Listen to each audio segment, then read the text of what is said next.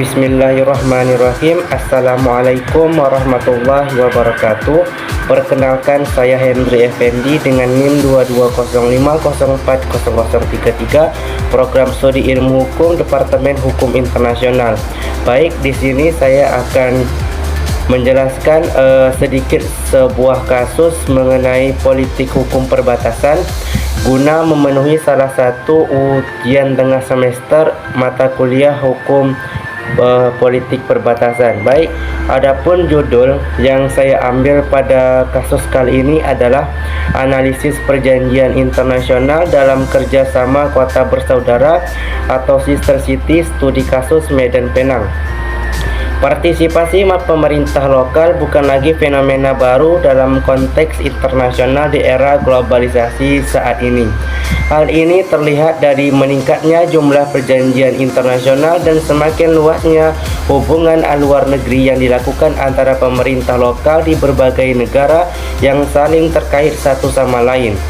Pasal 1 ayat 1 Undang-Undang Nomor 37 Tahun 1999 yang menyatakan bahwa kerjasama luar negeri oleh pemerintah, entitas negara, organisasi politik, bisnis atau warga negara baik di tingkat pusat maupun di tingkat daerah dapat melibatkan aktivitas yang berkaitan dengan aspek regional dan internasional. Peluang untuk mengadakan hubungan dan kerjasama luar negeri oleh daerah otonom, kabupaten dan kota sangat terbuka dan memungkinkan secara luas. Untuk itu, sebagai respon terhadap hal tersebut, muncul berbagai jaringan Sister City yang di seluruh dunia, melibatkan kota-kota dari provinsi yang dari negara-negara maju, berkembang, dan negara-negara kecil. Contohnya adalah kerjasama kota kembar antara pemerintah kota Medan dan Jordan yang merupakan bagian dari Pulau Pinang, Malaysia.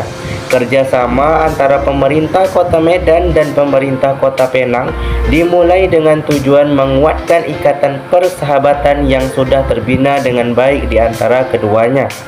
Kedua kota ini memiliki banyak kesamaan karena terletak berdekatan di sepanjang Selat Malaka.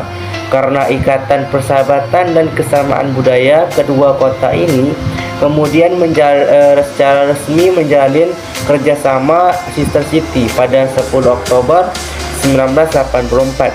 Sejak saat itu, kerjasama ini terus berkembang dan tercermin dalam sebuah perjanjian melalui MOU yang mencakup sektor-sektor seperti ekonomi, perdagangan, pariwisata, pendidikan, pelatihan, kebudayaan, serta pengembangan teknologi dan sumber daya manusia. Meskipun telah berlangsung cukup lama, terutama dalam hal investasi, tingkat optimal kerjasama ini belum tercapai. Sejak tahun 1998, Indonesia telah mengalami proses demokratisasi. Salah satu poin penting dalam perubahan politik ini adalah pengenalan kebijakan desentralisasi kekuasaan yang lebih dikenal dengan istilah otonomi daerah. Langkah ini dipandang sebagai upaya untuk mendorong perubahan dan memperluas praktik demokrasi serta meningkatkan partisipasi politik masyarakat dalam berbagai aktivitas politik. Desentralisasi ini mengubah struktur kewenangan pemerintahan dari yang awalnya bersifat sentralistik menjadi lebih terdesentralisasi dengan memberikan sebagian kewenangan yang sebelumnya dipegang oleh pemerintah pusat kepada pemerintah daerah. Hubungan transnasional yang mencirikan dinamika interaksi masyarakat global setelah rezim Westphalia menampilkan ciri yang inklusif untuk seluruh pihak internasional, termasuk pada tingkat negara dan lokal, lembaga dan individu. Walaupun hubungan lintas negara tidak secara langsung menghilangkan prinsip utama kedaulatan suatu negara, namun justru mendorong kebutuhan untuk menyesuaikan lebih lanjut terkait komitmen negara untuk berbagi kedaulatan dalam kerangka konstitusionalnya. Pemerintah Indonesia telah mendelegasikan wewenang kepada pemerintah daerah untuk memulai kerjasama internasional melalui program Sister City. Inisiatif ini bertujuan untuk mengoptimalkan potensi lokal dan meningkatkan daya saing daerah di panggung global. Meskipun peran pemerintah daerah dalam menjalankan hubungan luar negeri melalui kerjasama sister city sangat penting. Ini tetap menjadi bentuk kerjasama dua pihak yang bertujuan untuk memelihara kepentingan nasional, mempromosikan perdamaian serta meningkatkan kesejahteraan ekonomi daerah. Itu perlu dicatat bahwa pemerintah daerah bertindak bukan atas nama mereka sendiri, melainkan sebagai perwakilan dari pemerintah nasional, sehingga kedaulatan negara tetap terjaga. Para diplomasi telah menjadi faktor penting dalam evaluasi kerjasama regional dan meningkatnya desentralisasi di dalam tatanan internasional. Ini adalah alat yang memfasilitasi partisipasi pemerintah sebuah negara dalam mencapai kepentingan nasionalnya secara global. Kolaborasi, pertukaran, serta pemeliharaan hubungan kerjasama menjadi penting bagi pemerintah di setiap negara yang berbagi wilayah regional atau lintas regional sebagai bagian integral untuk mencapai kesejahteraan bersama, keamanan, dan pencapaian tujuan pembangunan maksudnya. Yang pertama, geopolitik dan geoekonomi. Kota Medan, walaupun luas wilayah Kota Medan tergolong kecil jika dibandingkan dengan beberapa kota besar lain di Indonesia, keterbatasan ruang menjadi lebih menonjol karena wilayah administratif yang sangat ramping bagian tengahnya. Hal ini secara alamiah dapat menghambat perkembangan perkotaan ke arah utara, terutama dalam hal penyediaan fasilitas dan infrastruktur kota. Keadaan ini juga menciptakan ketidakseimbangan dan kurangnya integrasi ruang kota antara bagian utara dan selatan. Kendati demikian, sebagai salah satu pusat perekonomian regional utama di Pulau Sumatera dan menjadi salah satu dari 3 kota metropolitan terbesar di Indonesia, Kota Medan memiliki peran strategis sebagai pintu gerbang utama untuk kegiatan perdagangan domestik dan internasional di kawasan barat Indonesia, karena lokasinya yang berbatasan langsung dengan Selat Malaka di sebelah utara.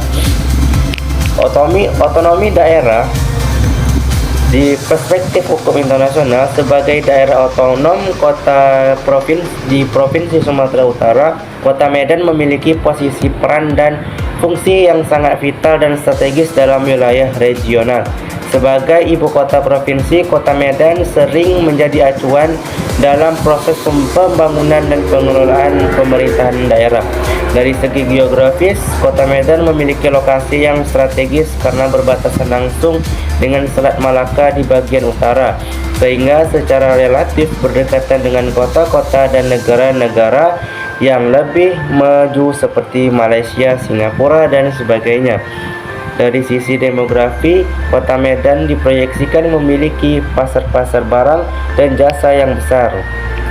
Terkait dengan jumlah penduduknya yang signifikan, yang diperkirakan mencapai 2.083.156 jiwa pada tahun 2013 dalam ranah ekonomi dengan struktur ekonomi pada sektor tersier dan sekunder, Kota Medan memiliki potensi besar untuk tumbuh menjadi pusat perdagangan dan keuangan yang memiliki peran penting di tingkat regional dan nasional.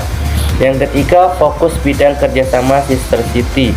Sejak era Pelita 6, Indonesia telah aktif dalam berbagai forum ekonomi global yang menghasilkan beragam perjanjian seperti General Agreement on Tariff and Trade, Asia Pacific Economic Cooperation, ASEAN Free Trade Area, serta kerjasama ekonomi dan subregional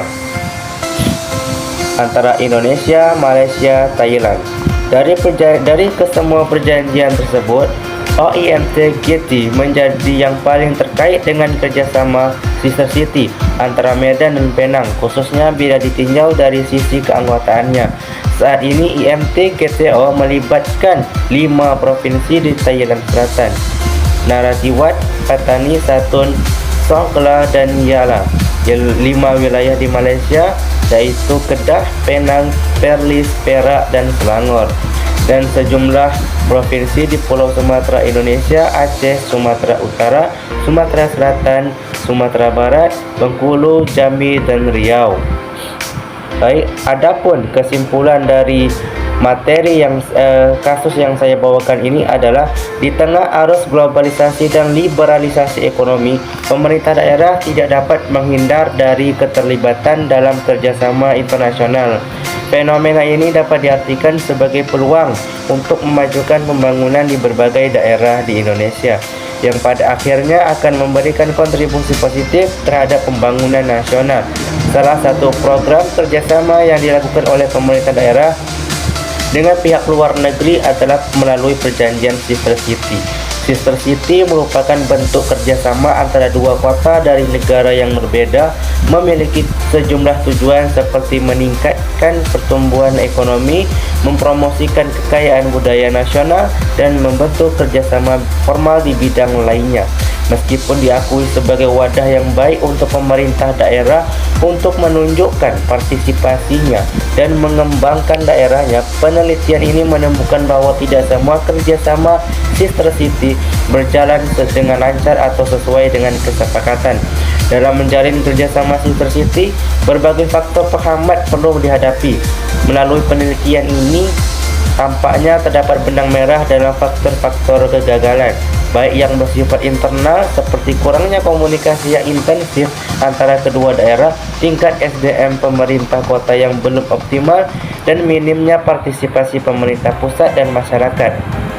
Faktor eksternal seperti perubahan kebijakan di kedua daerah, kebijakan global yang mempengaruhi negara, dan lain sebagainya turut menjadi hambatan dalam kerjasama Sister City ini.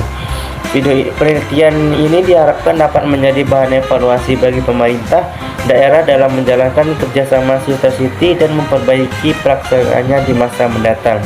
Demikian sedikit studi kasus yang dapat saya sampaikan. Terlebih dan kurangnya saya mohon maaf. Billahi taufiq wal hidayah. Wassalamualaikum warahmatullahi wabarakatuh.